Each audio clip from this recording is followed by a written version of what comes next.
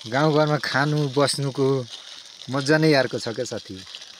टक्क ढुङ्गामाथि बस्छौ, बनाऊ खाऊ, चट्ट लाएर रमाइलो गरेर हिँड्न चट्ट। ओ माइ गड, हेर्नुहोस् गाउँ चाहिँ यस्तो छ हाम्रो है। यो चाहिँ पर्वतको महाशिला गाउँपालिका अन्तर्गत पर्छ।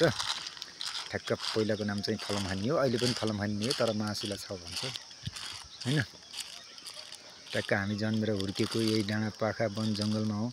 कति रमाउँदै हिँड्थ्यौँ, कति खेल्दै हिँड्थ्यौँ। तर अहिले सबै परदेशी भए, सबै सहर बजारिया हुनाले अहिले चाहिँ गाउँ अलि सुनसान जस्तो देखिन्छ। तैपनि रमाइलो चाहिँ रमाइलो नै छ क्या। हेर्नुहोस् ट्याक्क लाएर नजिकै वन जङ्गल छ, नजिकै डाँडाकाँडाहरू छन्, हेर्न रमाइलो छ, बस्न एकदम बिन्दास तरिकाले जे गर्दा पनि, जसो गर्दा पनि आफूलाई आनन्द ल्याउने ठाउँ चाहिँ हाम्रो गाउँ छ। तर के गर्नु, बाध्यतावश बाहिर बस्नु परेको छ। यही गाउँमा हुर्क्यौँ, अब चाहिँ यही गाउँमा चाहिँ बस्ने हो। हाम्रो प्यारो गाउँ फलमहानीबाट यता टाढा देखिने शङ्खरपहाडी, लिमी, भँगरा, उतातिर बाग्लुङ देखिन्छ। तर आज कुहिरो लागेको छ।